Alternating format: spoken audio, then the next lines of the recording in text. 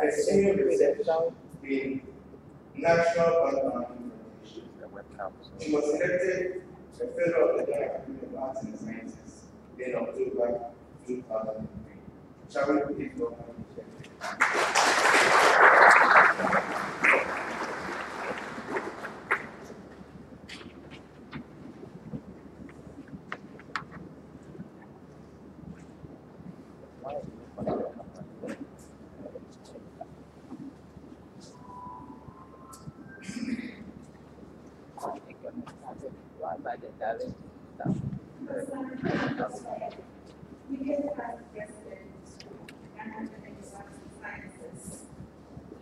Past presidents, past and present council members, fellows of the Academy, distinguished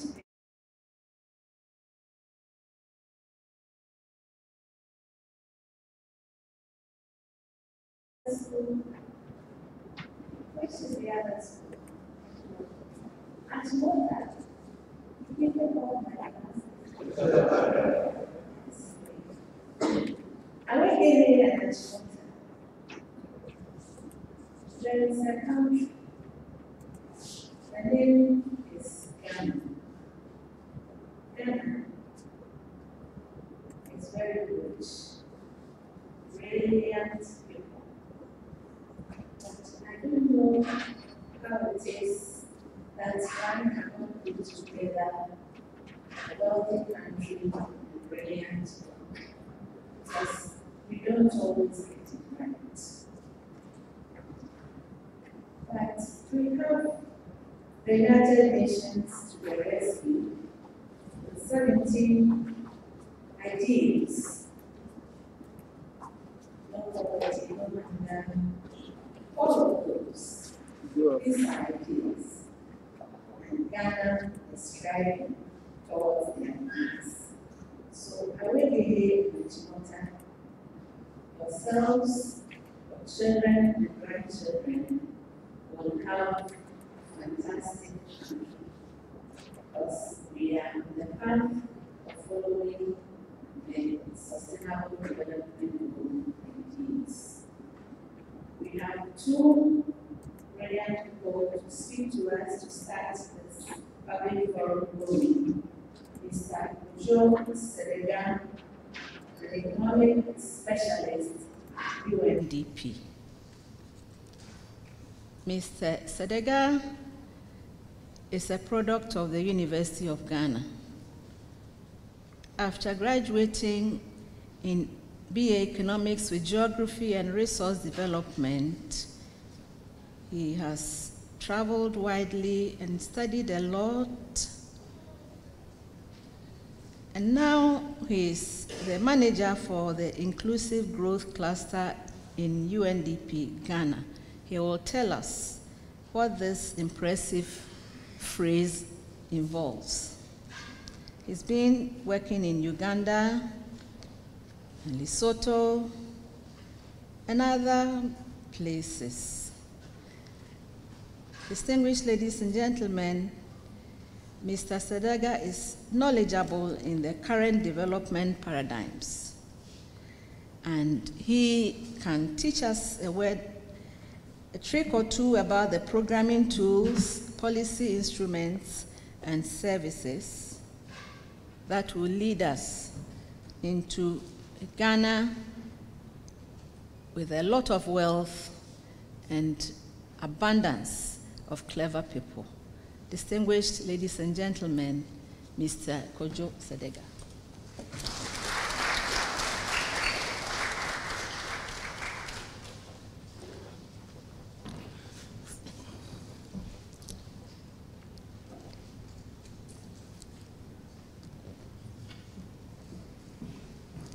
Thank you, Prof.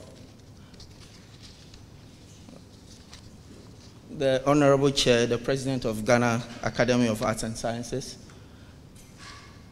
the Secretary General of Ghana Arts and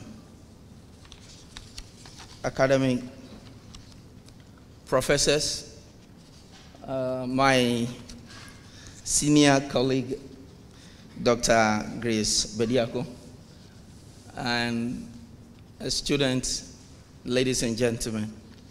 My work here is a very simple one, basically to tell us the history of the Sustainable Development Goals and the groupings and the targets that we have and how these are relevant to the Ghanaian context. So in my paper, I will talk about the history, but when I get to the relevance, I will be a bit provocative, so to say, as what we need to be doing. And so let me start by talking about the history of the Sustainable Development Goals. The Sustainable Development Goals basically are results of many conferences that we had globally. It all started way back in 1972 when governments met in Stockholm, Sweden, for the United Nations Conference on Human Environment to consider the rights of the family to a healthy and productive environment. So then the United Nations created World Commission on Environment and Development, and later known as the Brundtland Commission in 1983.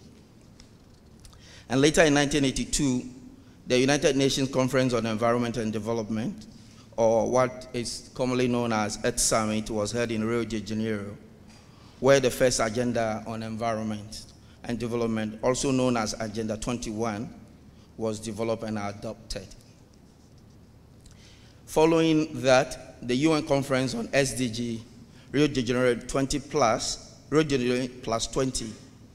In June 2012, the United Nations members had a 20-year follow-up on the United Nations Conference on Environment and Development. And at that meeting, Colombia proposed the idea of the Sustainable Development Goals as a preparation event for the Rio 20 Plus held in Indonesia in 2011. In September 2011, this was picked up by the United Nations Department of Public Information, the 6th NGO conference in Bonn, Germany. And later, at the Rio 20 Plus meeting, a resolution known as the Future We Want was reached by member countries. So in January 2013, a 30-member UN General Assembly Open Work Group on Sustainable Development Goals was established to identify specific goals for the Sustainable Development Goals. The Open Working Group was tasked with preparing a proposal on the Sustainable Development Goals for consideration during the 68th session of the General Assembly in September 2013 to 2014. On 19 July 2014, the Open Working Group forwarded a proposal to the Sustainable Development Goals to the Assembly. After 13 sessions, the OWG submitted their proposal of 17 goals and 169 targets to the 68th session of the General Assembly in September 2014. On December 5, 2014, the UN General Assembly accepted the Secretary General Synthesis Report, which stated that the agenda for the post-2015 sustainable process will be based on the Open Working Group proposal. And these Sustainable Development Goals are the continuation and expansion of the Millennium Development Goals, which started a global effort in 2000 to tackle the indignity of poverty. The Millennium Development Goals establish measurable, universally agreed objectives for tackling extreme poverty and hunger, preventing deadly diseases, and expanding primary education to all children, among other development priorities.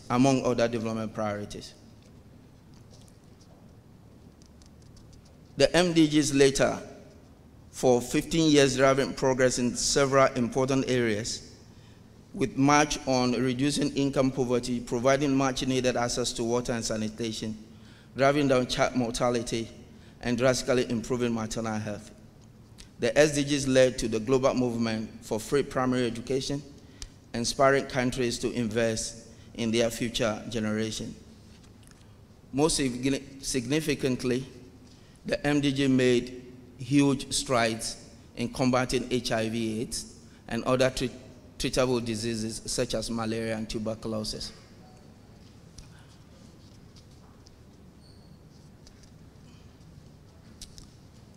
Regarding the legacy and achievement of MDGs, it provides us with valuable lessons and experience to begin work on the new goals.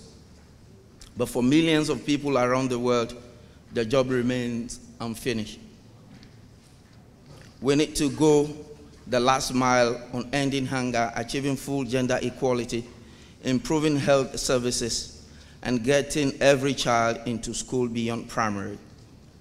These, among others, provoked the discussion around the world to finding a more reliable, sustainable, and lasting solutions to the fast-growing problems of the world.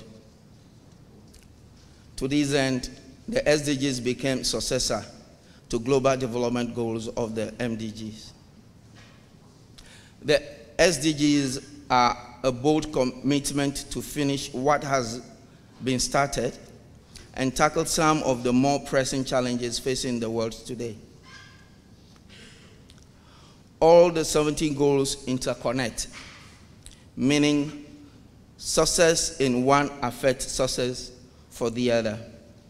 Dealing with the threat of climate change impacts how we manage our fragile natural resources. Achieving gender equality or better health helps eradicate poverty, and fostering peace and inclusive society will reduce inequality and help economies prosper. In short, this is the greatest chance we have to improve life for future generations. And now let me go to the categories of the SDGs. These unique goals cover issues that affect us all. They reaffirm our international commitment to end poverty permanently and everywhere.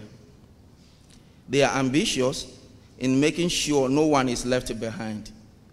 More importantly, they involve us all to build a more sustainable, safer, more prosperous planet for all humanity. The Sustainable Development Goals actually address the 3 dimensions of sustainable development, that are economic, social, and environment.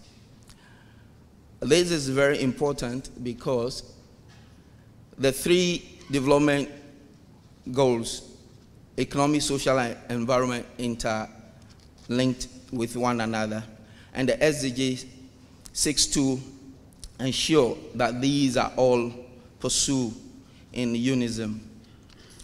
And the Sustainable Development Goals also food security and nutrition, and that was a full goal under the MDGs.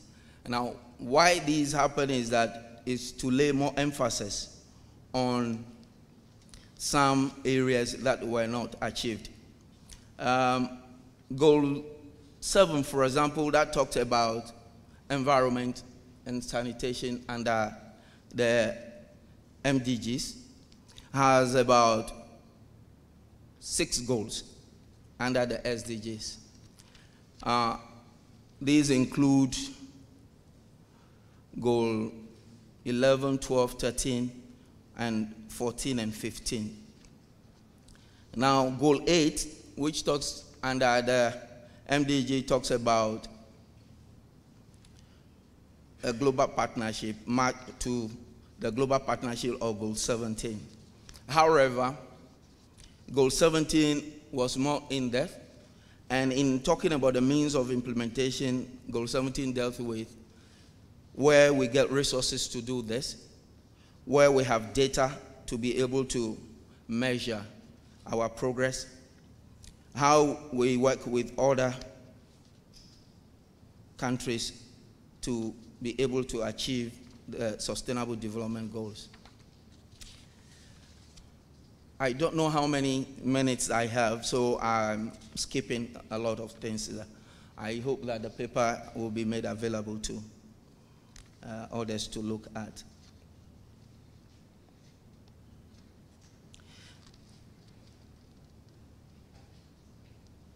The SDGs also include specific objectives like Goal 11 on making cities and human settlements inclusive, safe, resilient, and sustainable, with clear actions for local governments. In this manner, the SDGs liberate themselves from being tagged as agenda that demands thorough implementation. This is especially important for developing countries, which are often susceptible to overdependence on developed countries and foreign aid at the expense of their own development. By calling upon local governments and civil society, the Sustainable Development Goals succeeds in making every country responsible and capable of their own development. The relevance of the SDGs to Ghana. The relevance of the SDGs hinges on the means of implementation. This is so because the SDGs are integrated and indivisible and balance the three dimensions of sustainable development. The interdependence of the goals targets call for the importance of policy and institutional coherence across board. It is in this regard that the implementation of the Sustainable Development Goal requires recognition of trade-offs and synergies among them to leverage on the multiply effect of each of the goals. The agenda therefore requires breaking down silos to adopt multi-stakeholder partnership involving government, private sector, civil society, and development partners to deliver the development goals. And whole of government approach is also encouraged. This is devoid of protection of territories by the MDAs, and also the piecemeal approach and duplication of efforts and resources. These are issues that we know in the country, that we duplicate efforts. We also use a piecemeal approach in addressing our development agenda, where we make a pronouncement of a project, and then we think that that project solves all problems at a time, without really knowing what that project is leading to. I will not necessarily give examples, but let me just mention something. For example, if we are doing a rural electrification project, and without necessarily linking this rural electrification to all other economic activities within our communities, it is therefore will be seen as a piecemeal approach to development, because all we care is to give our people electricity, and what they use that electricity for is not important to us. And we counted that, well, we have given electricity to people and we have a coverage of 70% of electricity, and that is not good enough. Therefore, for Ghana to be able to see the relevance, importance, and impact of the SDG, there is the need for that policy and institutional coherence across sectors, vertically and horizontally. This can be illustrated with two examples in mind, which will result into generating a multiply effect. I will draw one example from a paper written by Fall and Kamwenda in 2017. It is a policy paper, UNDP policy paper, which seeks to interpret the central role of some SDGs, especially Goal 8, in the implementation of Agenda 2030. An analysis of the interrelationship between Goal 8 targets and other SDGs, also allowing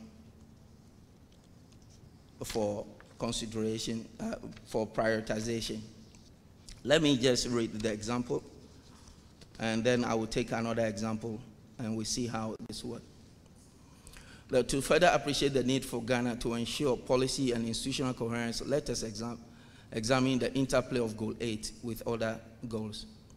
33 targets from five SDGs, that's SDG 4, 5, 9, 12, and 17, can be considered as instrumental to the achievement of 11 targets of SDG 8.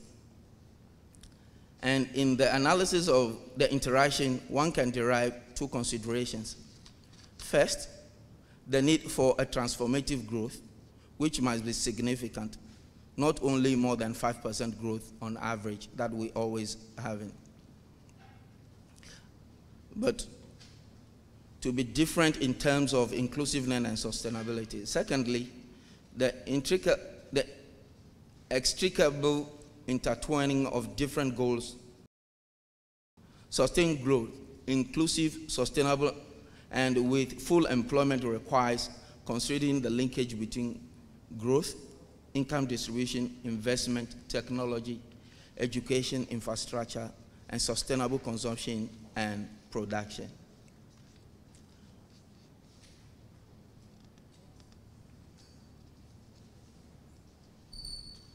It is therefore not gainsaying that sustainable growth can only be achieved through structural and technological transformation derived from industrialization, innovation, and investment in infrastructure, which gives us Goal 9, to build diversified economy in activities with higher technology intensity, with greater added value and productivity. To generate decent jobs that pay activities reach most people, especially in rural areas, priority must be given to agricultural processing as an engine of growth through technological development and innovation. Through investment in seed, fertilizers, and mechanization, and the adoption of resilient agriculture practices such as improved soil and water-saving techniques and a rational management of genetic resources, agricultural productivity can be improved, allowing the increase of rural incomes, thus contributing to the achievement of food and security. Essential for sustained, inclusive, and sustainable economic growth with full and productive employment are macroeconomic stability, and that is Target 17.13 and Goal 17, and the sustainability of debt and Target 17.4.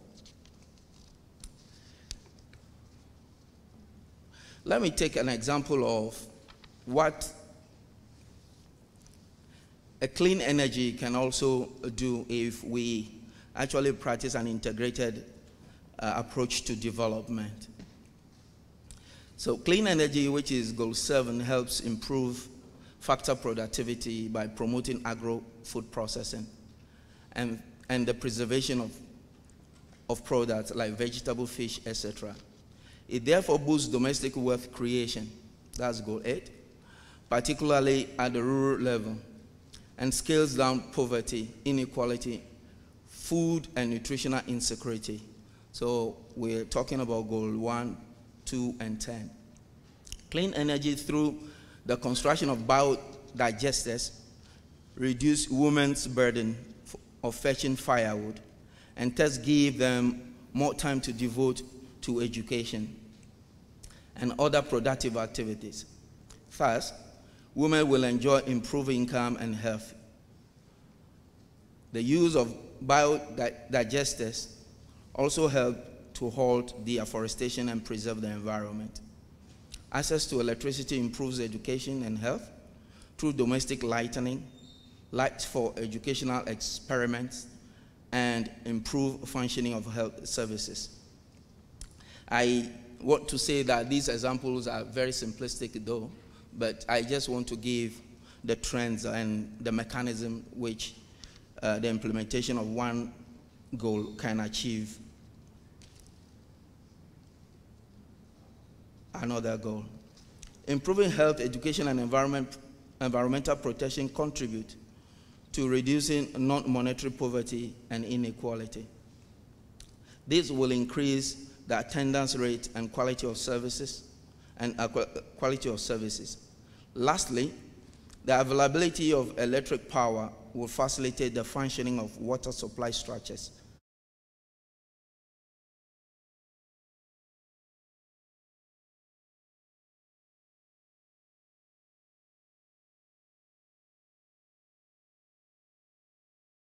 For changes in our development thinking. It calls for breaking the silos and adopt more integrated approach to development. The SDGs means of implementation have proffered the way to go. It is left for us as a member country who is part of the formulation and adoption of the Sustainable Development Goal to realign our way of approaching development accordingly.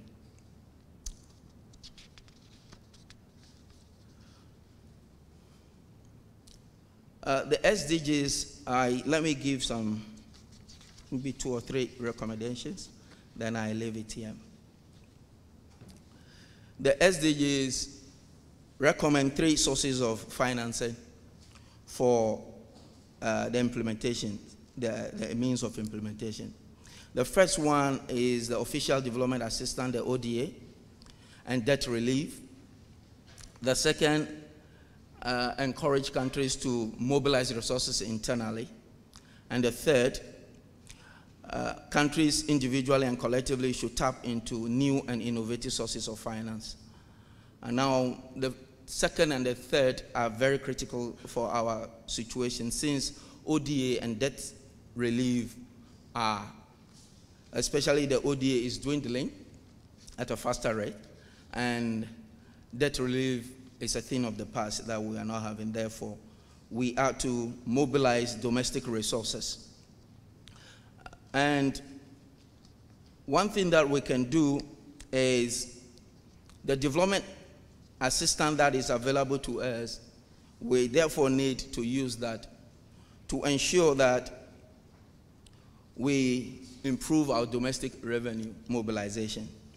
And first, by using it to build a capacity for that revenue collection.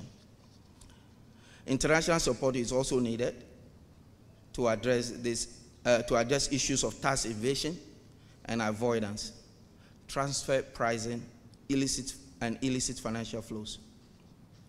Other chronic issues that need to be addressed are financial mismanagement and corruption.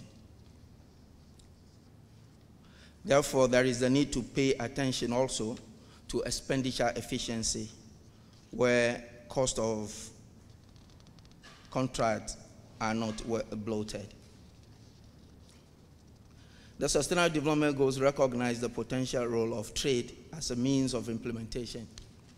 Ghana therefore needs to take advantage of the WTO's Doha Development Agenda negotiations and duty-free quota-free market access that is available to developing countries.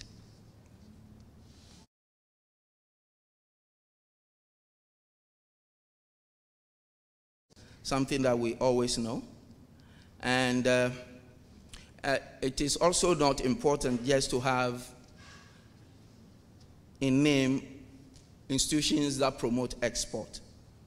The institutions need to foster export diversification in the country.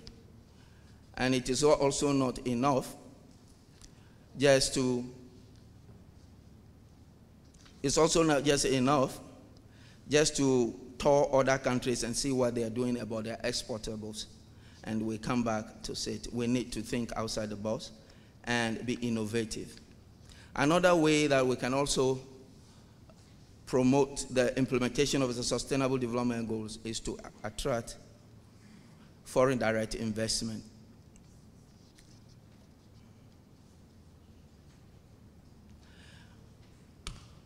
One critical issue that we also need to look at is debt sustainability.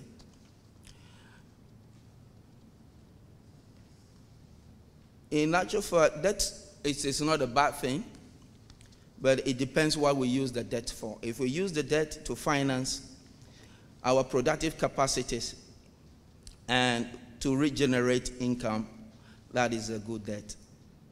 However, if debt is used for immediate consumption or financing of a recurrent expenditure, its payment becomes challenging and therefore only provide opportunity for debt trap, where we will only borrow to service an existing debt. And I think that has been our approach to debt servicing. When a debt is due, we borrow to service it, and then we look forward to borrowing another one to do new things. And to be able to measure results and achieve SDGs, availability of timely and quality data is critical. Effective measurement of the indicators to show progress made will help to identify gaps and inform decisions to address the gaps. It is extremely important that the national statistics system should be improved to collect, process, and disseminate SDG data, as data requirements and needs of the SDGs are enormous. The SDGs require reliance on many sources of credible data. Administrative data, which its collection is relatively cheaper, has been identified as a huge fill-in for survey and census data. Ghana needs to build capacity to collect relevant administrative data, blend it with some limited survey data to be able to have comprehensive report on the SDGs. Let me leave here. Thank you very much.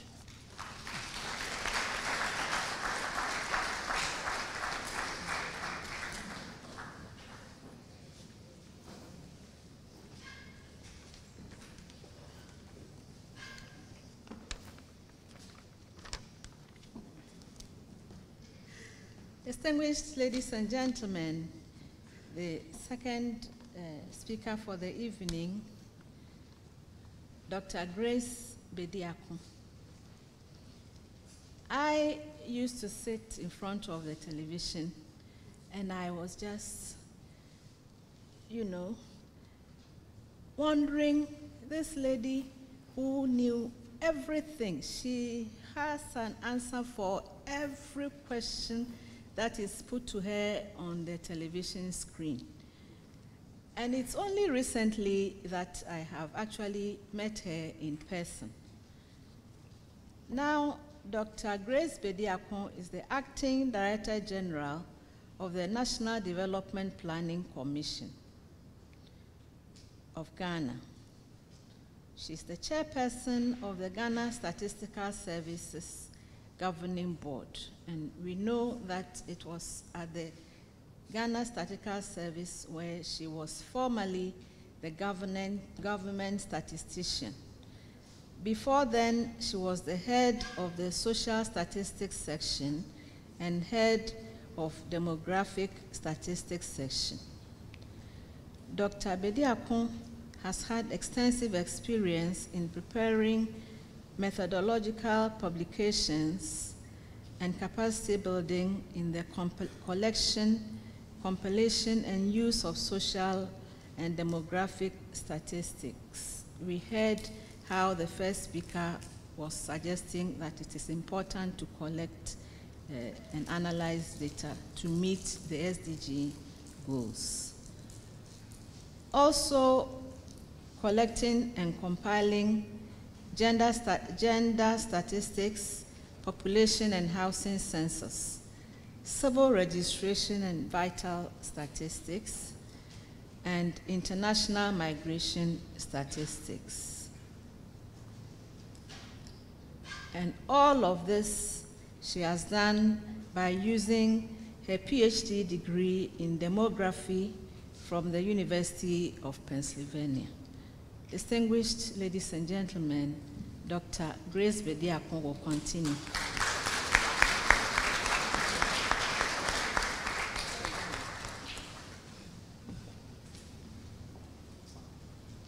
Am I I to talk. Good evening, Madam President of the Ghana Academy of Arts and Sciences, past presidents of the Academy, past and present council members, members of the Academy, fellow speaker Kordzo, Sedegah, students that we were once, and invited guests.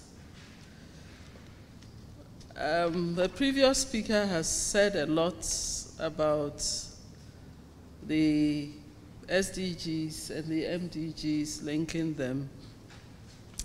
I would be speaking on the SDGs as well, taking the first P, which is the people, and we'll try to see how relevant the goals are for the first P to Ghana.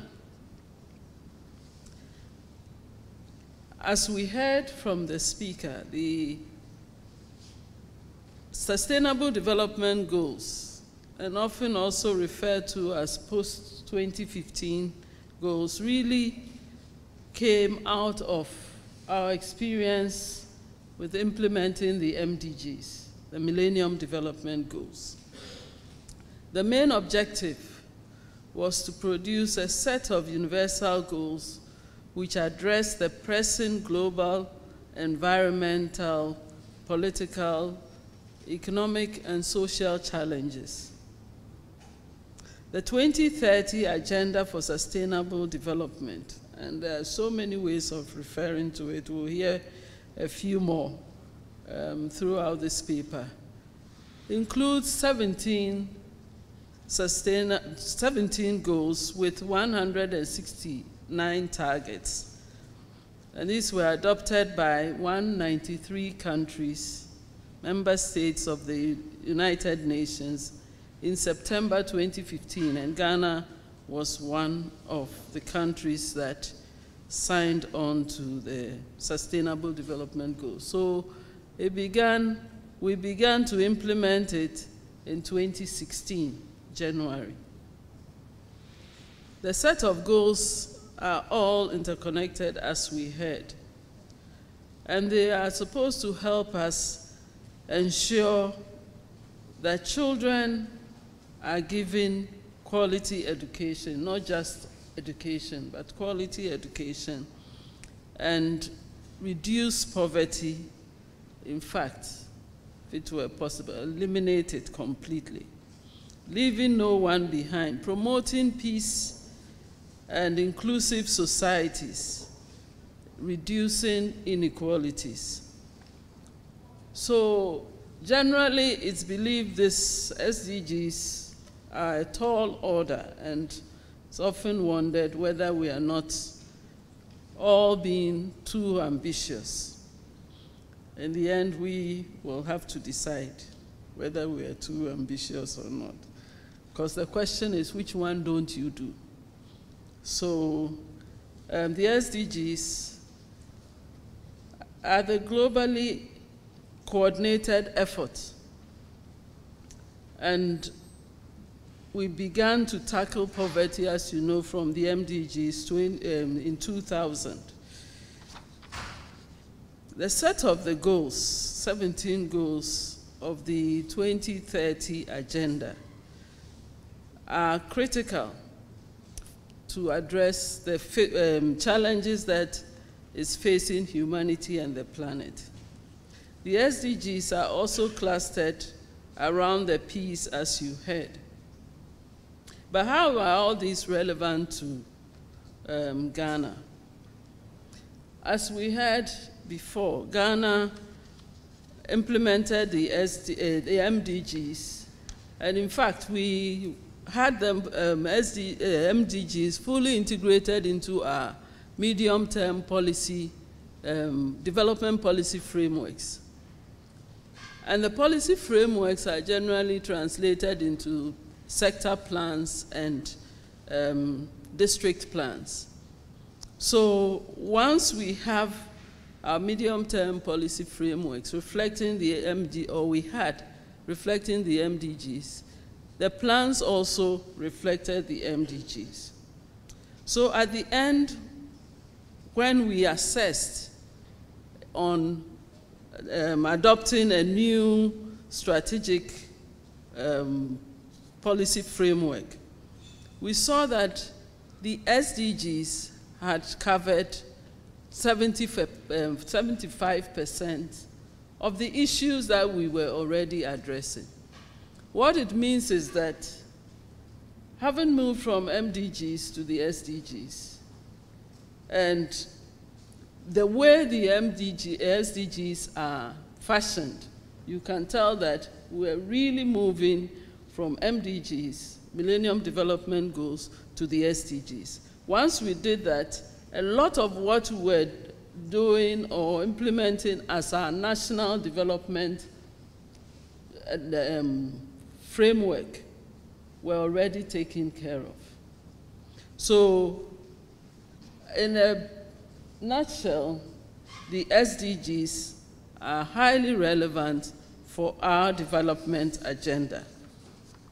But now we'll look at some of the issues that are already raised in the SDGs, relating it to the MDGs. The SDGs are designed to completely eradicate global challenges which have existed over time. And we heard from the first speaker that in the 1990s, we have started, it's either environment, sustainable development, population development, social development. So many conferences at the UN, almost every year. And these are all coming together, first from the MDGs and now with the SDGs. So you see that it's a concerted effort to actually tackle the problems, not in fragmentation, but in a consolidated way. So if we relate the MDGs to the SDGs, we had 8 goals for the MDGs, and the SDGs sort of expanded on the 8 goals. So we find that at the goal level, some are parallel to the MDGs, and some are actually broken down, and you can have 3 new goals taken off from 1 MDG goal. So it was a realization that the MDGs were too compact, and that to be able to achieve our set of goals, we needed to break them up a bit and have strategic directions, define strategic directions on how we would implement them. And that is what we have done in Ghana. The MDGs were also created in a way many countries just found themselves in the MDGs. Many did not know how they came about, but General Assembly had adopted, even the indicators, the targets. So countries were really always struggling, where does this come from? But we were committed to doing it. SDGs are different. It really went through from the grassroots or from communities. And in fact, in Ghana, we were involved in the consultations that defined the world we want. So in Ghana, the youth were involved, the youth were consulted at the district level, the focus groups were organized, and many expressed their aspirations. And these aspirations were reported on, and they fed into the various processes. Again, Ghana was involved in what Kordzo Sedegah talked about, which is the open working group. So right from the beginning, Ghana was part of the open working group, and there were a lot of negotiations throughout the 2 years that we took to discuss the SDGs. Ghana was also part of the intergovernmental negotiations that developed or adopted or defined the final draft that went to the General Assembly. Now, looking at the goals, the different goals that we have, representing what we aspire to have our people achieve. The first goal is the end poverty in all its forms, everywhere, for all people. We have always said, through the various policy frameworks, the medium-term policy frameworks, we have always said that people are the center of our development. And we have moved from poverty eradication strategies to inequalities, spreading the wealth and making sure that there is balanced growth and people benefit more equally than we have always had. And with the SDG Goal 1, eradicating poverty and also ensuring that there is equal distribution of the wealth of the nation is at the core of it. So when we look back at the MDGs, the targets of eradicating extreme poverty and hunger were put under one goal. In the SDGs, on the other hand, they are separated. So we have these issues under two separate goals, SDG 1 and SDG 2. So the scope for actually addressing poverty and what it represents has been broadened. We see that in Ghana, the SDGs, as we sought to eradicate extreme poverty, we know that we achieved quite quickly the MDG 1, which was to halve poverty by 2015. But then, as we achieved that goal, we saw that inequalities also increased. So we have in the report that we are coming up with, that is the baseline report for the SDGs, you find that poverty decreased more in the Upper East and Upper West.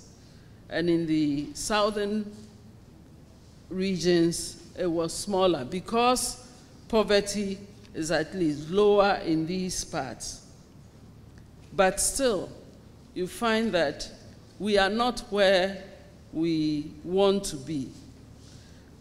The lowest incidence of poverty is reported in Greater Accra, followed by Ashanti, Central, and Western regions.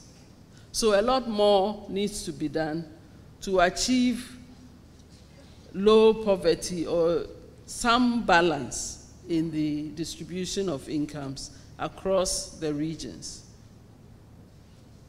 SDGs, as we heard, are all interrelated, and in one way or another, they affect each other. The achievement of the SDG 1 is linked to the progress of other SDGs. For instance, when we increase household income levels, increasing household income levels is dependent on access to decent jobs and economic growth, which is SDG 8. It's also linked to the nature of industrialization pursued, which is SDG 9. And educational level, vocational skills, which is SDG 4. And the health and well-being of citizens, SDG 3. and climate resilience, among others. So the issue I raised as to whether it's ambitious or not, clearly we see that we need each of them to achieve our goals in all the others. And therefore, it's a question of sequencing rather than choice of what to do or not do. The quest to end poverty in all its forms and ensuring that no one is left behind is indeed a daunting task. But we all agree that it is unavoidable. The threats to climate change, rapid urbanization, conflicts, and high youth unemployment are all issues that we need to grapple with. This, therefore, calls for a more collaborative approach across sectors and among stakeholders to effectively tackle the SDG 1 challenge. And this is just one challenge that we're talking about. And a previous speaker spoke about the need for partnerships.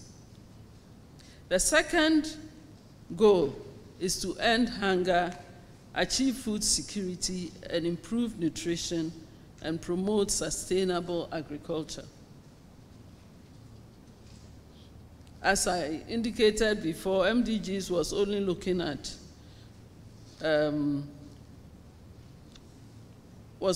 poverty as a whole, even though there was some emphasis on hunger and food security, but it was in the targets, not as a goal in itself. Last week, the President launched the study on zero hunger with recommendations on how we achieve food security. This is necessary because as we produce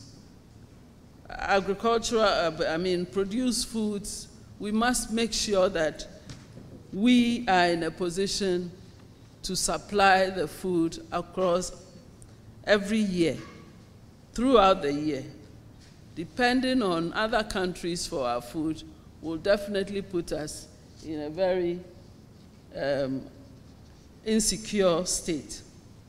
SDGs are also specific on heightening the production of various classes of food, including livestock, seeds, for legumes and pulses, correction and prevention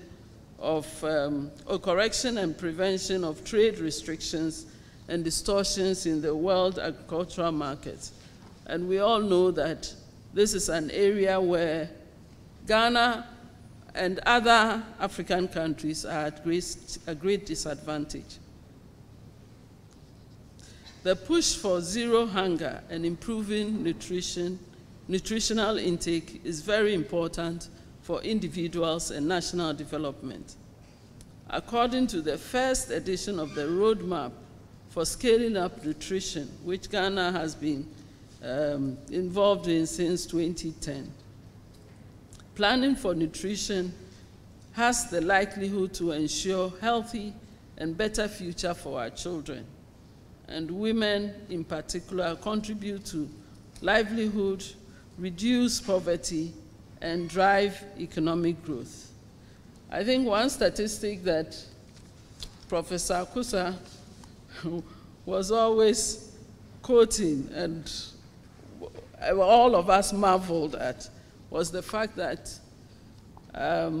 it appears that almost 40% of us adults have transitioned through malnutrition, which says a lot for our cognitive abilities.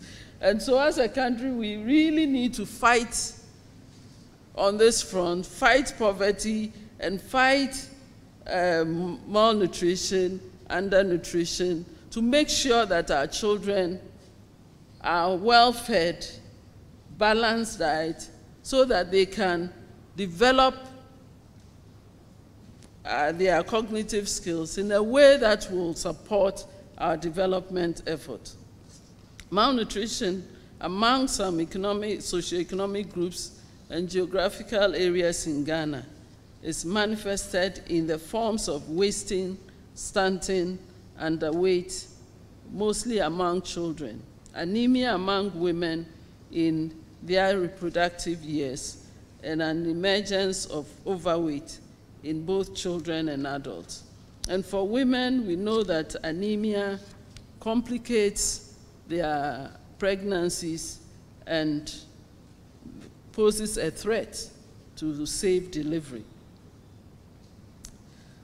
Sustainable Development Goal 3 talks about good health and well-being for all at all ages. So you can almost see that with all the way these goals are formulated, the underlying principle is that everyone this time around should benefit. Everyone should be moved from positions of disadvantage to the highest level that we will all attain. This goal seeks to ensure healthy lives and promote well-being for all at all ages. Promoting well-being and ensuring healthy lives is vital in building a prosperous society. All persons are to enjoy good health care as part of their human rights, and is the reason why the Agenda 2030 pushes for everyone to access decent, quality health, reliable health care. The indicators show that between 1993 and 2014, we had under 5 mortality rate decline from 119 to 60, almost half. But you can see that under 5 mortality rate is still unacceptably high. When the rate, which is 60 at 2014, is more than twice the SDG target of 25 per 1,000 live births by 2030. So we halved it from 1993 to 2014. Now we need to do much more to get to 25 per 1,000 by the end of the period that we have set. And here we need strategies to ensure that this can be achieved. In the President's Coordinated Program, the government seeks to strengthen National Health Insurance Scheme and implement the health financing strategy more effectively to achieve equity to quality health care through effective implementation of community-based health planning services policy, expanding and equipping health facilities, restoring emergency services, and strengthening emergency preparedness and response. Maternal and child health services, food and nutrition services, mental health, and communicable diseases are all areas that need urgent attention. Other strategies to be pursued for improved quality healthcare delivery include vigorous human resource and health infrastructure development. Some way we have to find a way of enhancing the quality of services for the community-based health planning services, which are CHIPS compound, which is the most dominant system that we have at the lowest, at the community level. But unfortunately, many of these are just the structures and the facilities themselves, what is required, are not provided. So, like a speaker said, we have a way of adopting projects and policies, and somehow we always find them hanging somewhere. How do we ground them so that we can achieve what our investments were set to achieve? Since 2000, there has been enormous progress in achieving the target of universal primary education. The total enrollment rate in developing regions reached 91% in 2015. In Ghana, we achieved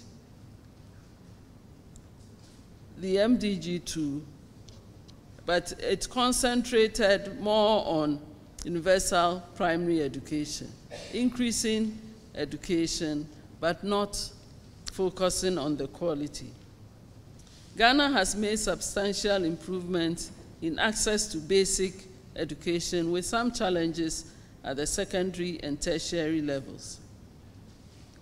To improve on access to education, there is need to invest in quality educational systems, including technical and vocational education, and non-formal education to help develop the growing workforce.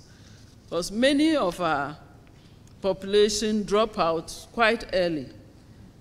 Now we have a system that seems to shut up so that no one, it's so hard to enter once you fall out. And we have to find a way through non-formal education and other adult education programs to bring people on stream. But the other issue that we have to grapple with is making our education practical, so that people who drop out are not helpless, but they can channel their knowledge and skills to productive endeavors. The fifth goal is to achieve gender equality and empower all women and girls. In short, gender equality. And this one, I don't know why we struggle so much with this, and we haven't been able to achieve it.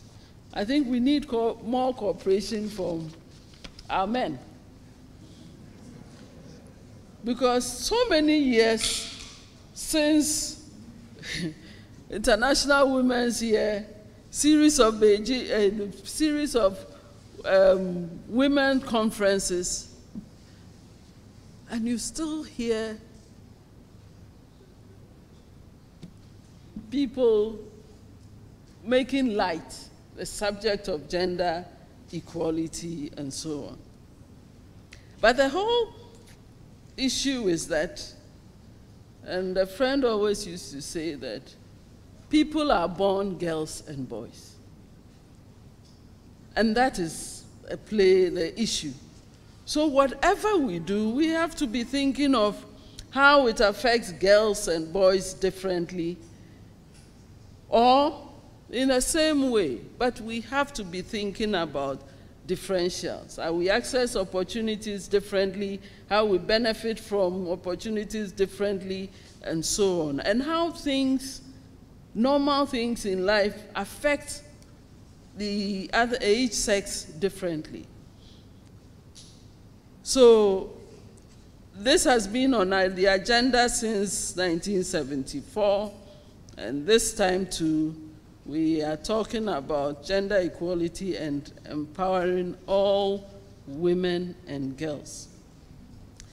The issue of gender equality cuts across all 17 goals, and it is one of the core principles of national development.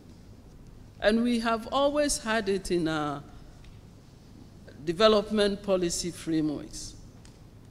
Ensuring gender equality reinforces efforts to prevent conflicts, overcome divisions, and address the root causes of inequality, instability, and injustice. Goal 5 of the SDGs calls for an end to all forms of discrimination and violence against all women and girls everywhere, as well as ending harmful practices such as early or child marriages, forced marriages, and female genital mutilation. It also calls for the recognition of unpaid work and domestic work, women's full and effective participation, and equal opportunities for leadership at all levels of decision-making in political, economic, and public life, universal access to reproductive rights, the reforms to give women equal rights to economic resources, inheritance, and natural resources, among others. In the context of Ghana, Article 17(2) of the 1992 Constitution guarantees equal rights to all citizens and prohibits discrimination against all persons on the ground of gender, race, ethnic origin, religion, creed, or social and economic status. But sometimes you find gender, I never like to say discrimination, but it's so subtle. I remember when I was a government statistician, someone asked me, do you find that you are treated differently because you are a woman? I didn't think so then. But when I consider how difficult most of the male staff were, I have to suppose that it had something to do with who I am. That's a lady, but I never tested it. But it's there, it's subtle, you know. So we really need to be conscious of this and see how we eliminate even these subtleties in our relationship with our women folks, especially in terms of granting or making opportunities available to them. Goal 6 says we want to ensure availability and sustainable management of water and sanitation for all. That's clean water and sanitation. The MDGs, the 7th goal, focused on the relevance of environmental sustainability for well-being of citizens. This goal the MDG had 3 main targets: integrating the principles of sustainable development into country policies and programs, and reverse the loss of environmental resources, halving the proportion of people without sustainable access to water, of safe drinking water, and basic sanitation by 2015. But this you find, is quite limited. Under the SDGs, the stakes for water and sanitation services are much higher, in that the focus is now on universal access to safely manage water and sanitation services, as opposed to access to safe drinking water and basic sanitation under the MDG, as we've had under the MDGs. Safely managed criteria includes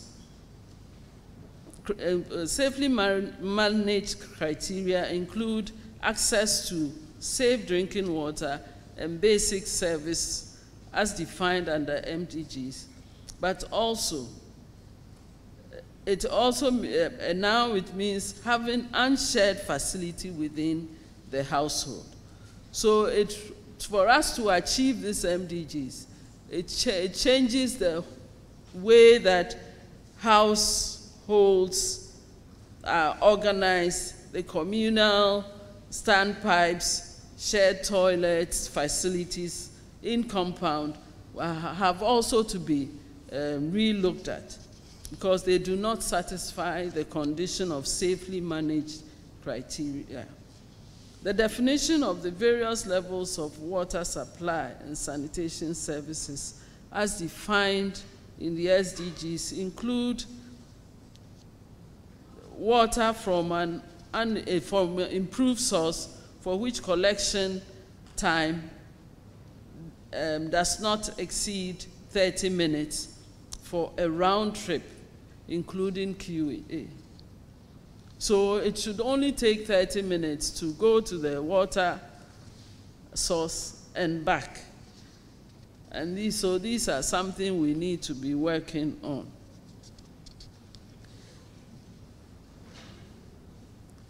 As I indicated at the beginning, many say these are too ambitious. So we can ask ourselves, which of the 6 should we not do now? There's really nothing you can drop, because you see that every one of them has implications for our lives, for the standard of living, for even basic rights as a human being or as citizen of the nation. So it is important that we really have some dialogue on how we sequence these different goals, how we manage to implement them, because when we do, we'll see that we will all be better off. The previous speaker also talked about statistics, and this has been a major challenge throughout our development effort. Statistics, without statistics, we cannot really track what we are trying to achieve. But we also see that over the years, we haven't devoted enough resources to statistics. But I can say that the MDGs really brought statistics to the fore in all development efforts. And the SDGs this time goes further, because there are specific targets with statistics in the SDGs. The challenges such as poverty, gender inequality, environmental degradation, climate change, and others affect us all, developing and developed countries. The SDGs, therefore, require enhanced global cooperation and solidarity to attain the world we want. But when it comes to these goals about the people,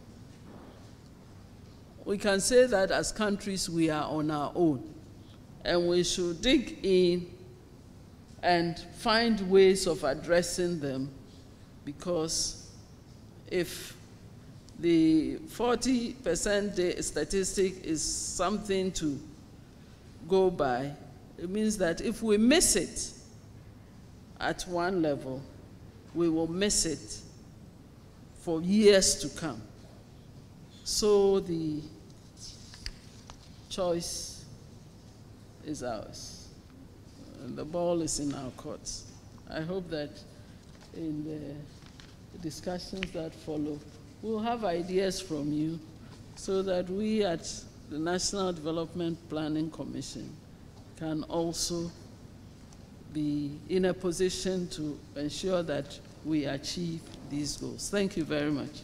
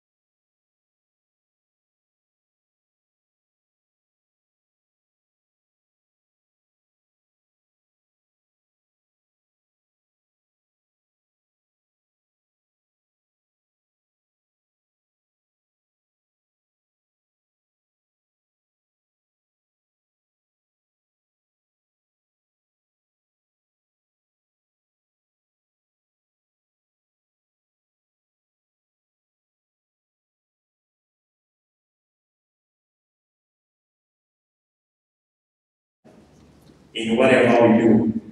No matter what governments do, if their family hasn't called all these things that she's talking about, people, a lot of them will not be attained. So I want to know, is there anywhere in the goals where family life is catered for?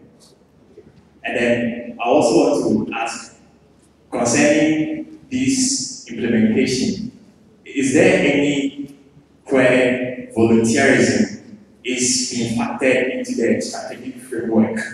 Because I know without volunteerism, much wouldn't be achieved. If government alone had to do these things, it's going to be very hard. Thank you. Yes.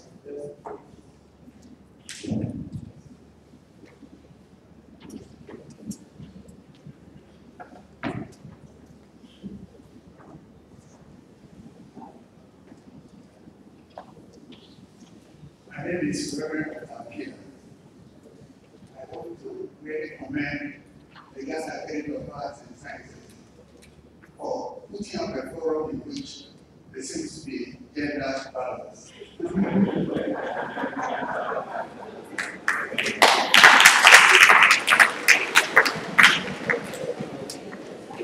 I come from Bentil University College, where I am director of institutional advancement. As I've listened to the talk, I realize that basically what is wrong with us, especially with the leaders of countries and groups, is the fact that we are a very selfish group of people. Selfishness and hypocrisy are two elements that are really making it impossible for us to become sustainable. And I'm just wondering whether these values are being taken care of in education. I agree with the second speaker that men are the cause of all the problems that we have. Yes, can you write down? I suppose you can't make it more of what I want to say. But men are selfish and hypocrites. And I'm hoping that when we are dealing with issues of sustainable development, we look into this area. Because we talk about equality everywhere, and yet it's only talk, no action. I pray that we will move from talk to action. Okay, thank you very much.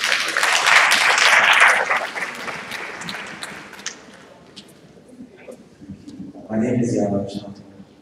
And please, I have two main questions.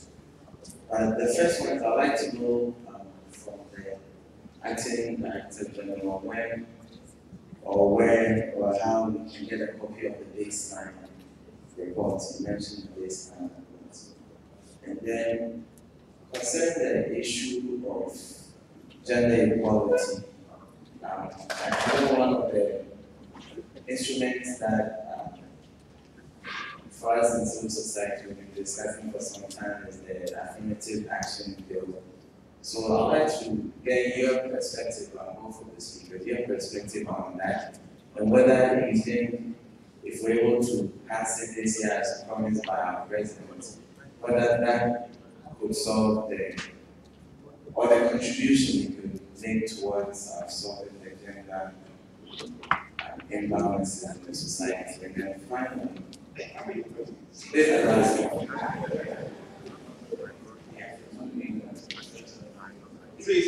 Yes, please, what I'd like to know is the issue with data, especially since the acting director general has been at the Ghana Statistical Service.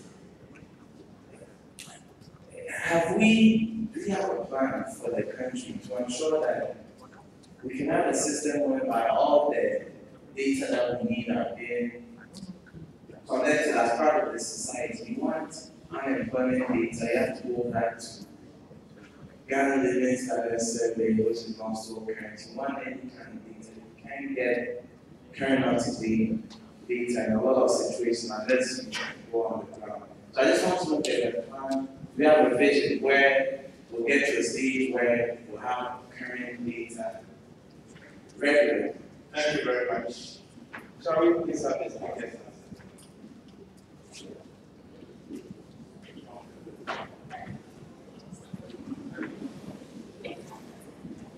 Thank you very much. Okay, let me pick maybe the one on the data.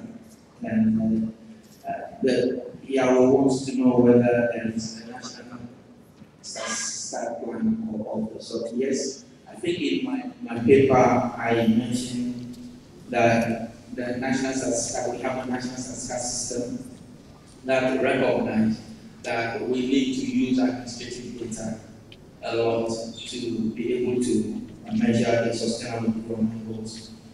The reason why we think that administrative data is important is that it is easy to collect because it's a daily thing, so it will be timely and it will cover a wide range of activities.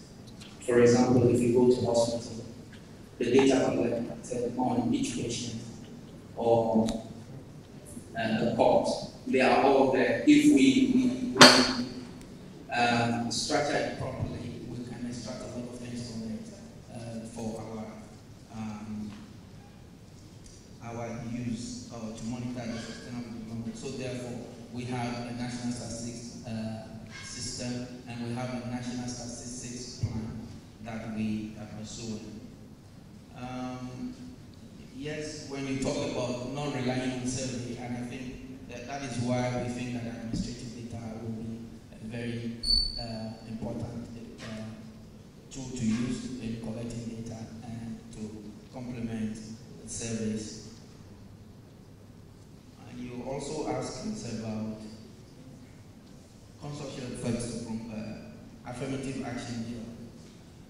The affirmative action bill, I think I cannot talk too much about it because UNDP supported that bill to a very large extent for it to be passed.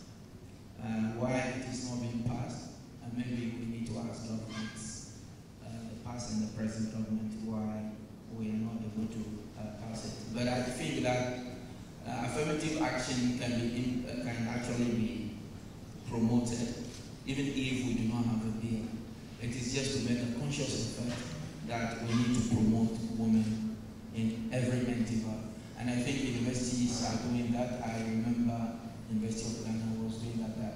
They reserve a certain number of admissions for admissions. So that is one way of promoting women. But let's bear in mind that those positions were not reserved just for every woman. You must also have some qualification in you to be able to attain something. That's where you have those positions reserved for women. For my senior from Pentecost University, I don't have any comment on your comments, so I'll skip that. And Paul Richardson, volunteerism, yes, the report talks, the sustainable development talks about volunteerism under Goal 17, and that is why under Goal 17 you find out that we said there is the need for multi-stakeholder approach to the development and the implementation of that. And anything that you will use that will give you money or reduce the cost of doing things, it's encouraged. And I remember I go from secondary schools to secondary schools and from universities telling students how they could volunteer to serve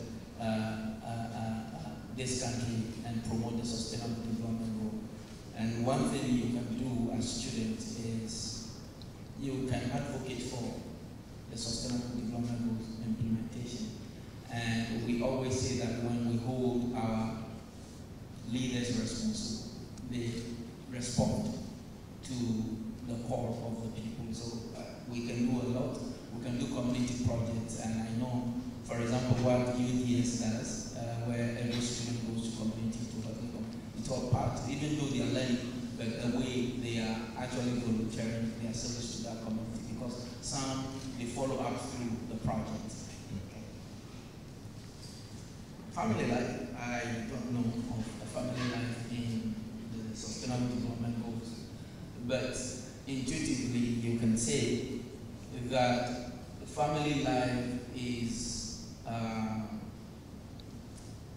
the bedrock of every society. And so as we have a larger community that we serve, what we have in that larger community reflects our family life.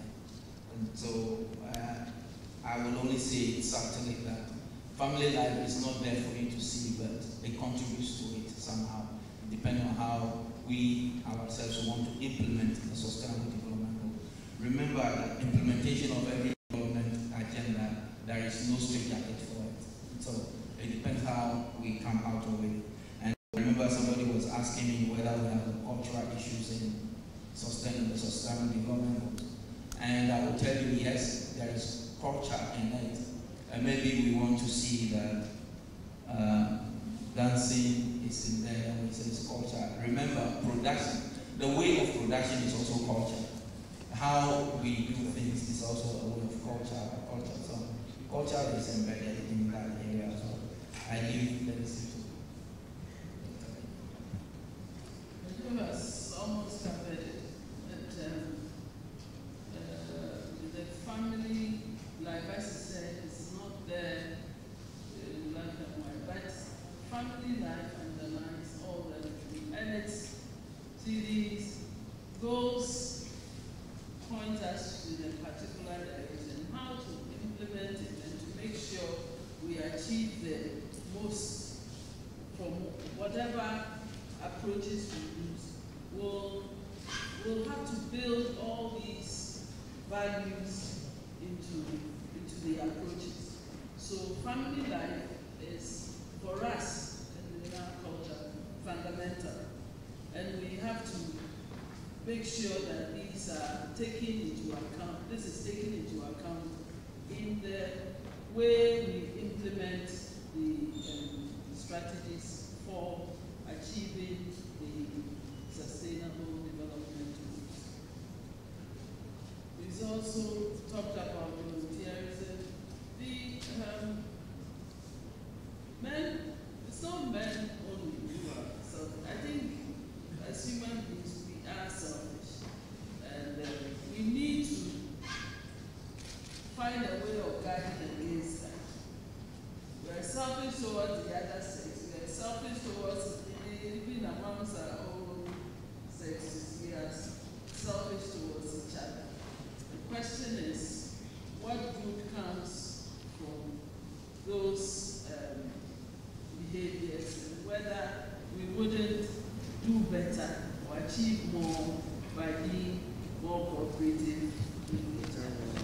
The values, well, we're losing some of these values, and we are not being taught in schools. But we have to also wonder, Friday, Saturday, Sunday, many of us are sitting in the congregation, and whether we should not also use these platforms or to get us back to these values.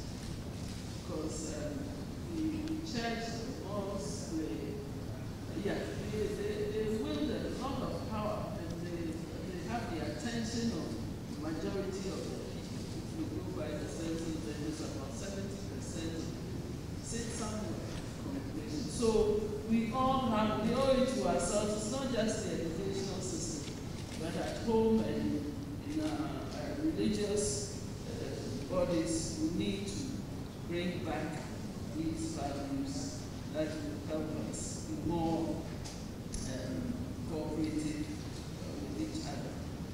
The copy of the baseline, we are now in the process of finalizing the document. It will be on the website when it's published. So by the end of this month, we should be able to get a copy or download from our website. The affirmative action bill, I know that it is currently under review, and it's because of the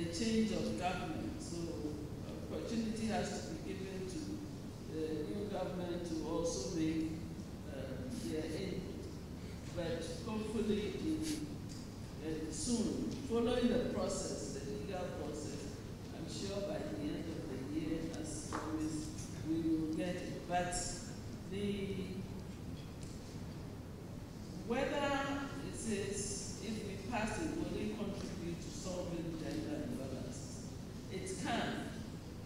It's all about the way, the attitude towards law and the requirements of the legal frameworks. If we are law-abiding, if we obey the law, it will go a long way. If we dismiss it, like many other things in our legal provisions, we will not get very far. So it's a question of committing as people to correct something, injustice where we find it, and seeing that how the affirmative action can correct a wrong in the short, medium term, and in the long term, work with the girls and women to attain the kind of skills and other ways of exploiting the opportunities that are presented to them. So help the ladies, our female colleagues now, so that down the line we will not need the affirmative action. The issue with data, yes, the Statistical Service has a strategy, has had a strategy. But as Kordzo said, we have been focused on surveys, so we spend a lot on surveys. But we need to exploit the administrative data. We have health information systems that are available. We have education, also information systems. But we need to be able to review these systems to make sure that they conform to certain standards of consistency and comparability over time. And then we can use them more. But when you talk of employment, yeah, we don't have any system in place to actually assess the level of unemployment. And these are the labor market information system is not in place.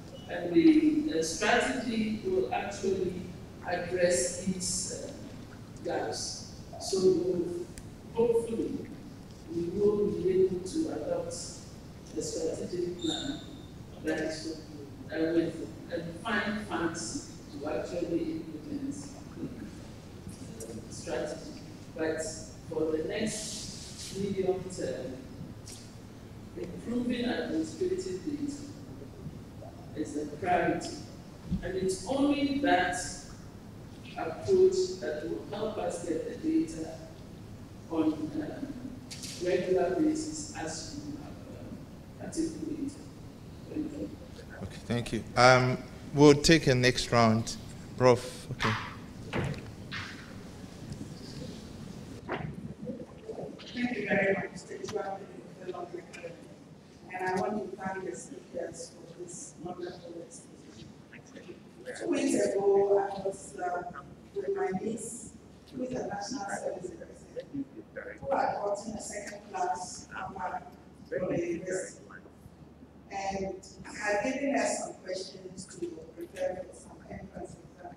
One of the questions was on the SDGs. She didn't know what the SDGs were. And so I want to find out from both the UNDP and the NDPC how the Sustainable Development Goals are being popularized. We could find out from the students here how many of them know about the SDGs, how these really nicely integrated goals are integrated into what they are learning. How are we preparing our students the real world. Because I think that we've had an excellent panel. A lot of UNC has taken place here, and I took the point that you made, Dr. Bediako, about the open working group and the consultations. But the real consultation, the real knowledge is about these young people here. How are we really popularizing the SDGs? And I say this because you talk about the president. Our president is co-chair of the SDGs. So really, Ghana should be a place where the SDGs are byword. They are reference points for people who are working in the health systems, in agriculture. This should be a place where people should come to see how the SDGs have been, to use a popular Ghanaian term, domesticated. So what I want to know is what is happening now that is different.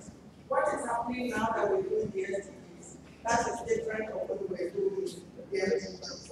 If I was to go to a hospital and I started talking about the SDGs to a health worker, what would I expect to hear?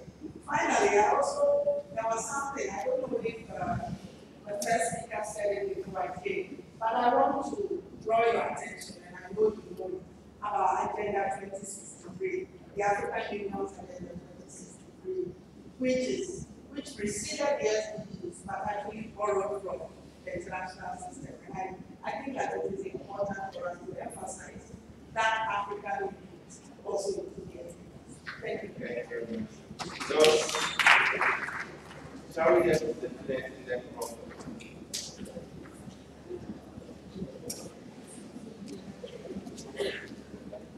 The couple of my students.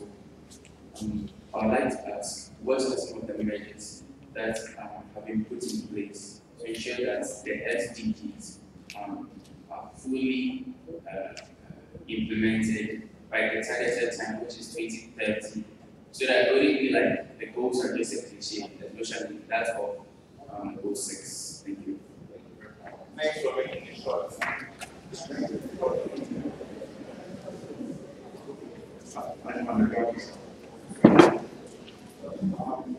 I just wanted to single parent household, the impact of that on attaining a sustainable, whether it is increasing or whether it is decreasing, what impact it will have on attainment of the SDGs. Thank you very much.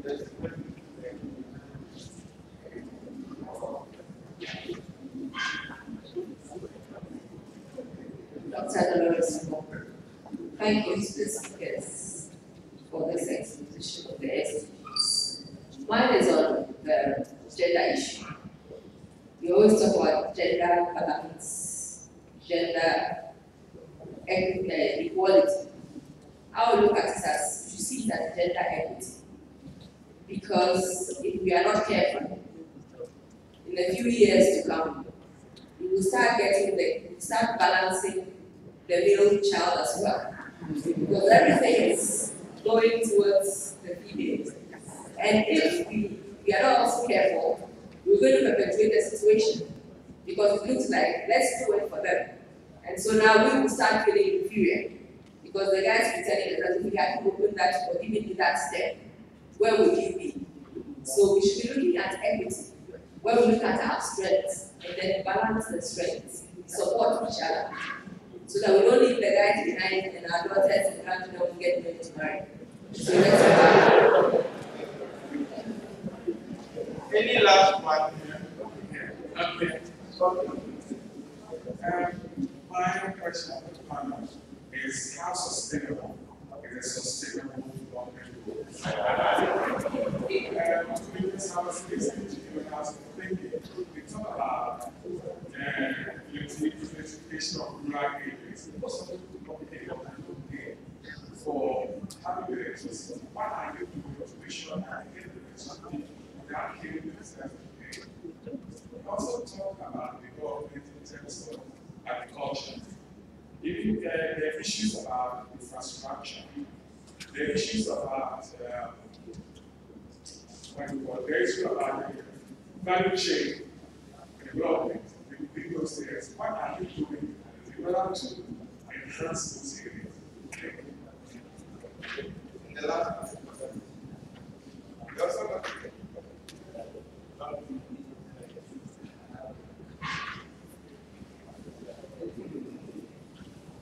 so the panel we are ready to answer these.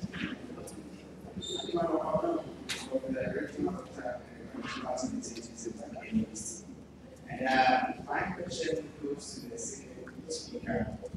And we would see that the sustainable development goals of the first goals really hinges on water, energy, and food security.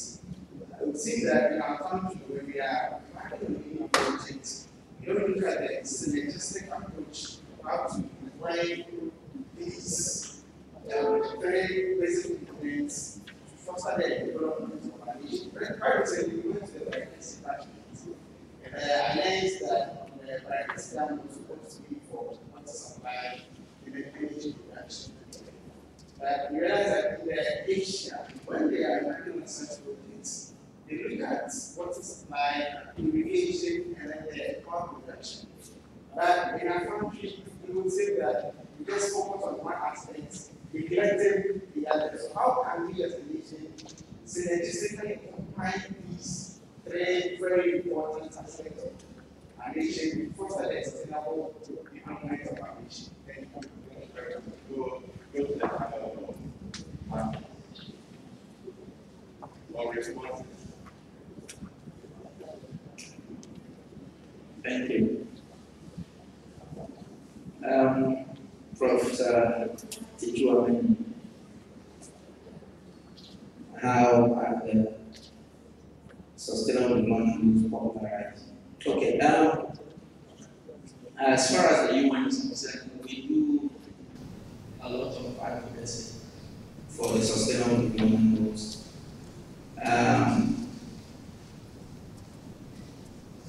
We even before the sustainable development, Dr. Bediako talked about it when we were having the work we want, when we have consultations. And I remember the first consultation was, I think, in 2012, and it was held in the North, where we invited people more than 1,000 to come and talk about the work that we want. And we just did not just invite people for the 1,000. We invite people from various structures of society. So that's when it started. And we did a lot of education on that. And we visited districts. And I think the final one we had in Accra, which was the national meeting where everything was there. In the case of your niece or granddaughter, I think it's unfortunate because we've been to most universities to talk about these things. And I noticed one thing. I think that when I was a student, I was doing the same thing. You ask, what are they doing there? And I said, what is it? And pass back. We don't stop to listen. And I think it's the same thing that students were doing. I remember we went to Legon about 3 or 4 times. Legon. And one was organized by the SRC, which we spent more than 3 hours with the students. We were in Tech, we were in Cape Coast. I think Cape Coast was just last year. And according to them, they said even other students were coming to look for this. And I also want to say that the students also need to be a bit proactive and look for information. And because the information now is on the internet and is there, you will find that. And if I sent a draft of this paper to the academy, and you'll find a whole lot of references which will serve as a resource for students and even for researchers to look at and take from there.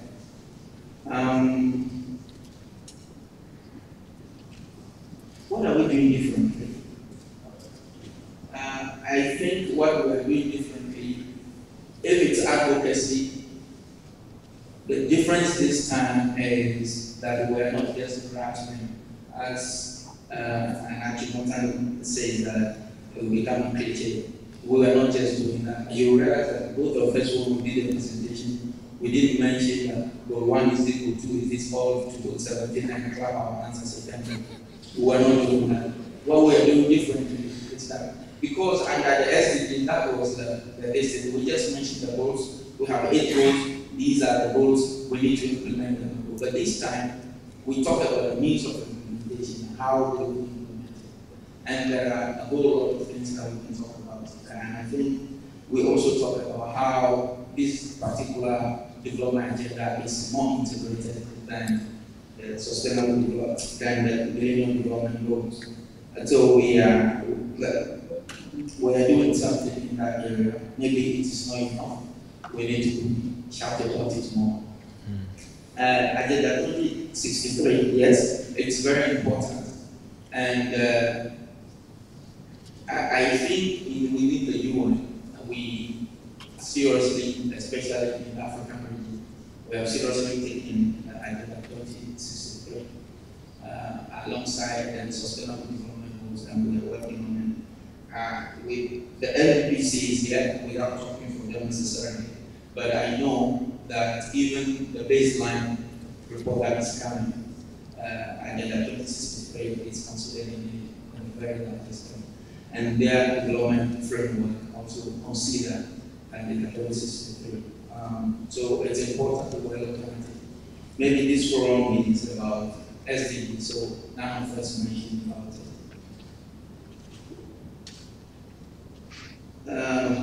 My Achimota friend, you mentioned that sustainable development, whether they will be fully implemented. Development goals may not be fully implemented. That is why they are framework. Okay, so what we do all the time is to measure our progress in it. If we have achieved every development goal, we can go and sleep and everything will work fine. But the effort is that we must be able, or the idea is that we must be able to achieve them in any way and ensure that progressively we are moving towards the right direction. And so you can find it that one day the hunger is over, nobody is hungry enough, then you think that it is over. Because the next 5 years, if you forget about it, it will come back. So it is a continuous process. By 2030, we can have, we achieved full no hunger in Ghana. And if we clap for ourselves and we stop, it will come back maybe by after 2 or 3 years. So you might think that by the data you provide, you have achieved, but it's a continuous work we need to be doing. Prof, would you process question is a difficult one for me. A single parent house with the impact on the attainment of the sustainable development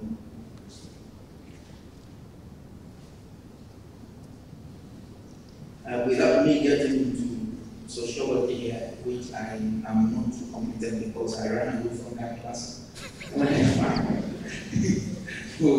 It's just within the first term and I stopped going to that lecture. So it was time to write my FED exam and I found my way back to writing it because I did not understand it. So single parenthood has its own challenges. I think I grew up in that home where our mother was the only one available to us. I was a challenging one. And one thing I can say is that it can impact healthcare education very much, and even the well-being of the household. It can also impact the income level of the household because you have only one source of income, who is the either the mother or the father providing that. And so if that is the case, it can negatively impact the sustainable development goals attainment. However, it depends on the capacity of the individual single parent.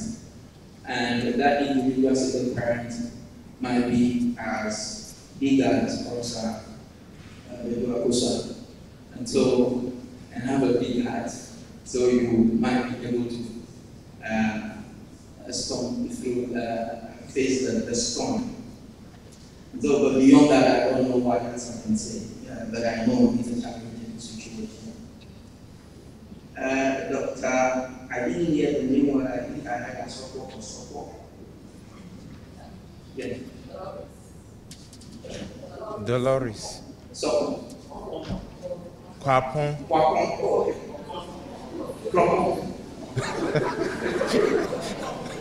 Okay. Gender equality and gender equity. This is a very tight one for me. In the UN, we believe in gender equality, even though we talk about equity issues. We believe that we need to have equity, but looking at the situation of women in some countries, you need an equality policy, not just an equity policy. So you need to have a blend of these two, depending on the country context. And depending on the Ghanaian context, I would say we need both. When we talk about equality and we talk about equity as well. How sustainable is the sustainable development? They are sustainable to the point that we are able to sustain the implementation. And you did mention that payment of electricity to extend electricity to them. And I think I mentioned that in one of my examples, that access to clean energy, and we extend electricity to communities, and we do not necessarily know how we're going to use that electricity and what about the electricity we don't know. So those are the silo issues we're talking about when we talked about. That there is a need to look at every program in a holistic manner. When you are sending electricity to people, you need to understand that there are human development issues you need to handle. For every development, you must measure it according to the human development as it tests, the sustainability of it, whether it takes people's aspiration, and also it's able to carry people from where they are to the other points. But what we do is we take the electricity net, and after 3 minutes we disconnect some people because they can't pay. Because we have not provided the means of financing that electricity. That is, we need to provide some form of job for people. I'm not necessarily, I am one type, I do not necessarily support government to go and create jobs. Government provides an environment for those to strive. That's when I'm coming back to your value chain issue, that enhancement of the value chain in agriculture. We in Ghana here, we think that government is the one doing everything. So when the farmers have their crop lying down somewhere, then government goes in, oh, this year we have a lot of bumper harvest and we have tomatoes or mangoes, next time, let's provide this means, okay, for them not to have it, and then we form cooperatives and we form some buyers and sellers group, and that ends it. But without necessarily solving the basic problem, we tend to solve the symptoms of the problem. So I agree with you that we need to look at issues very, very integrated, in a very integrated manner. When, and I will link this one to the question from Emmanuel Koko, when he was talking about the issue of, I think you mean water also. Yes. We were talking about the issue of water and how that impacts us. And I want to say that water is as important as land in our economic life. So therefore, the work of most SDGs are linked to water. And for the UN, we have a module we call CRUISE. The CRUISE model, it talks about climate, land, energy, and water. What it does is that we try to see that in case you want to do agriculture, and as you're doing agriculture, you need water to do that agriculture. Now, if you are using that water, what amount of water is left for industry? What amount of water is left for household consumption? So we try as much as possible to find an optimal use of water for every economic activity. And I did mention that these are some of the things that we need to look at in this country. That we do not just carry water to a community, drill boreholes, and then we drill the boreholes and we go. One thing is that when we regulate the borehole, we do not even have a study of the aquifer to know the amount of underground water that we are fetching from. And all we do is when the water comes, we test the quality of the water. If it's not correct, we do reverse osmosis and we say it's a good water. So we don't do anything about the aquifer of that particular water we have. And so I agree with you to a large extent that we need to look at our development approach differently. Thank you. Thank you. I think Kordzo has again given very detailed answers. So what I will say is that these questions are really very helpful because they raise our consciousness on some areas that we need to work harder at.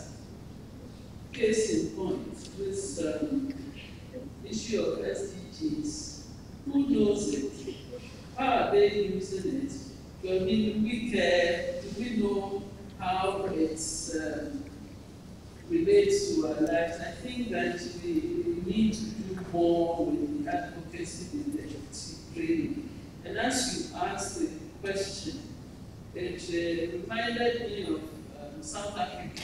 They were doing their census. And they had this census school bus and they had census in schools. So the children at that young age, and it was really basic to high school level, knew about the census, what it was, and how the value of the data. And I think that we need to do something of this kind to take the SDGs to different levels, because then they can hold us all accountable. Then they can also feel they can contribute to what is being done.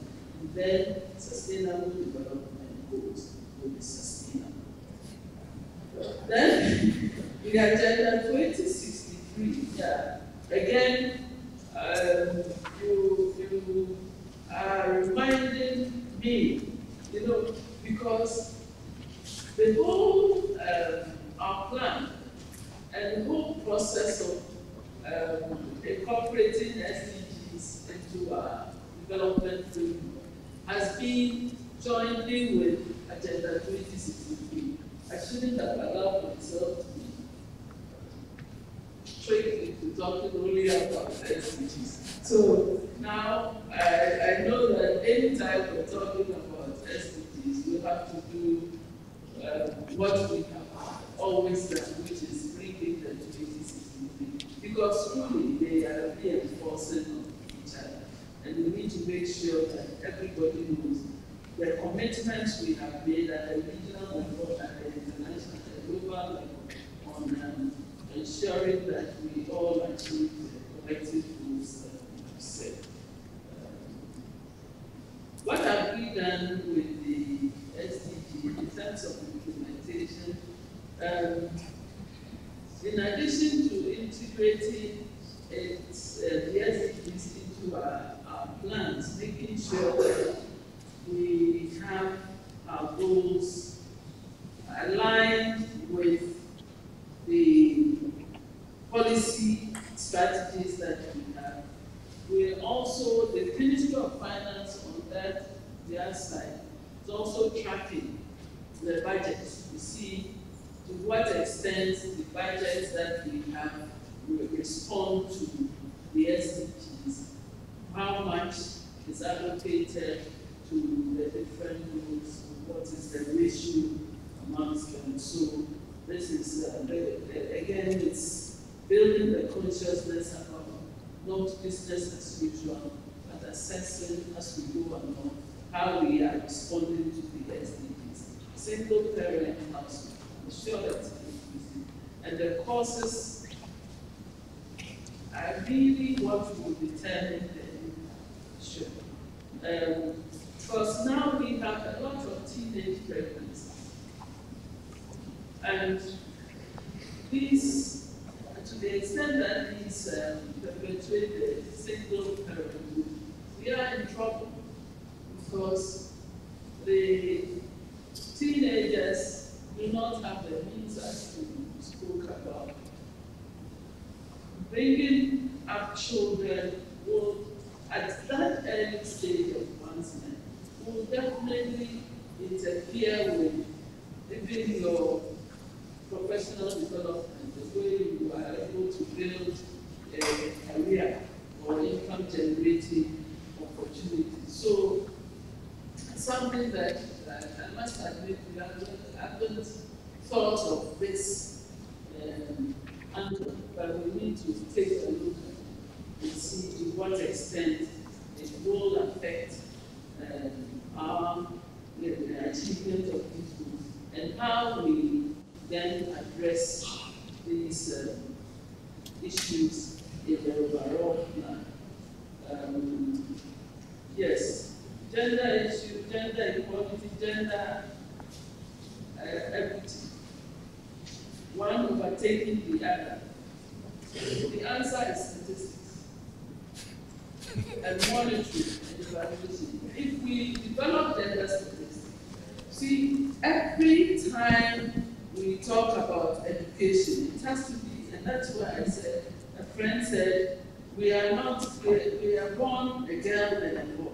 So when we are talking education, we have to see whether the enrollment of girls, the enrollment of boys, the performance of girls, the performance of boys. And as we track these statistics, we will know who is leaving who behind and make sure we understand why one is being left behind and bring this all up. Because gender is all about who is at greater disadvantage than the other. And it's true that if we are not careful, and it happened in Jamaica where there was gender issues, and finally one day we woke up to find that boys were not going to school. And yeah, the boys lagged behind, seriously behind. They were interested in doing all manner of things, pleasure and so on, and they were left behind. So we really should not allow that to happen. And then put those statistics to help us.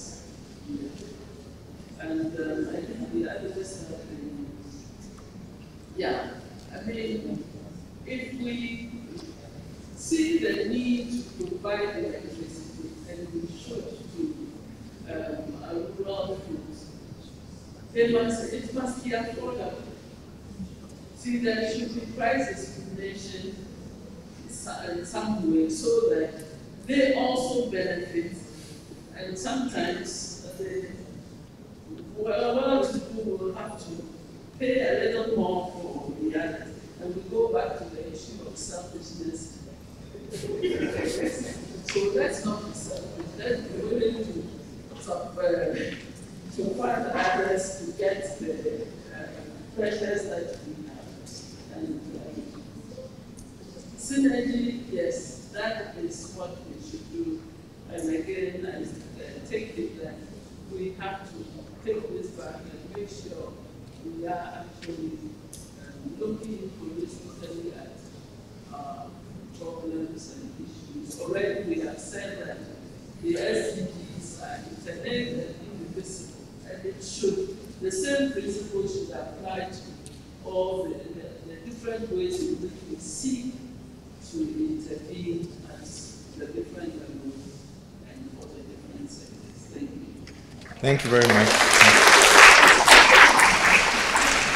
We shall invite the President for the closing remarks.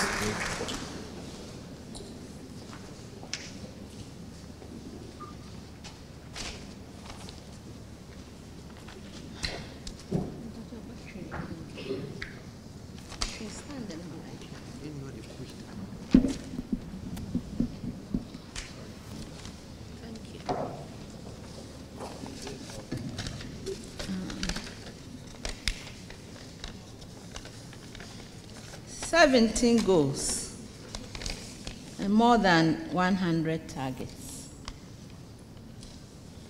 Very ambitious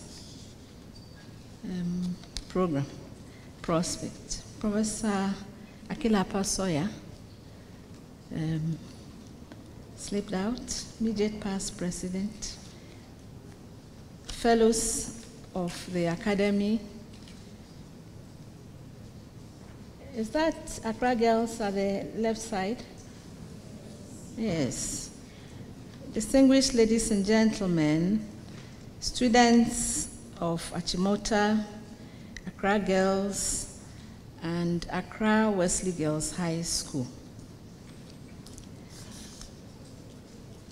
This famous country, Ghana, has given the world a very effective Secretary General of the United Nations, where these 17 goals and more than 100 targets have come from.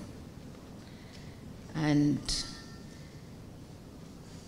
I have heard that Mr. Annan has suggested that one possible way to sum up the 17 Sustainable Development Goals, the SDGs, 5 letters.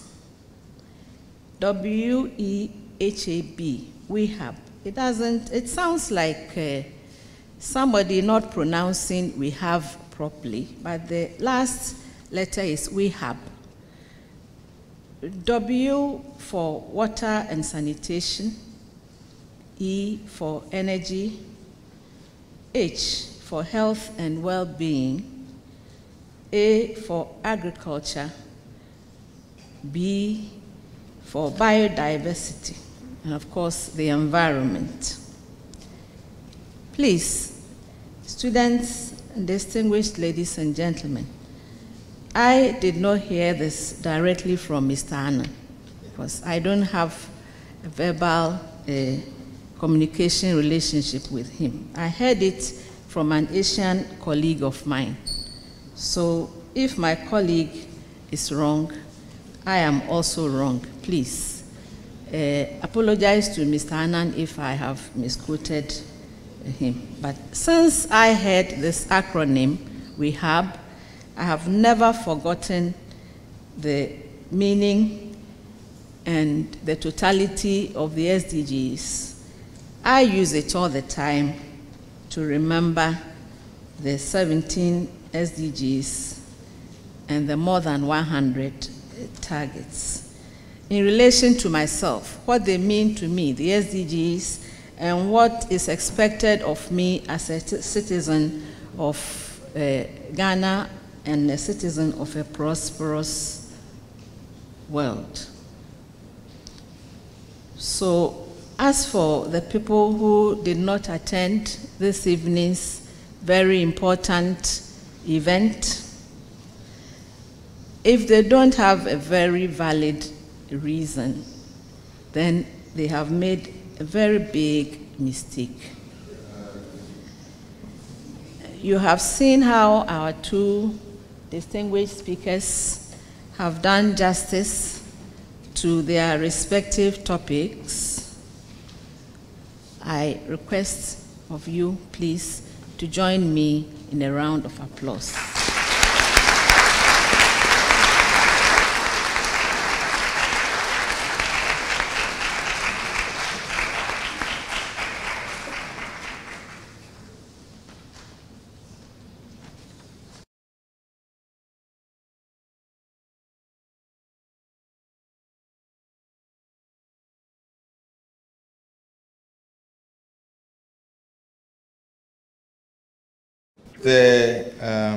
The first topic is SDGs on prosperity, goals 7 to 11. And then the second topic will be SDGs on the planet and peace, goals 12 to 16. And the last one will be SDGs on partnership, goals 17. So please, let's all be here by 5:30 so that we can enjoy as we did today. We'd want to acknowledge MTN as the corporate sponsor. Shall we please clap for them?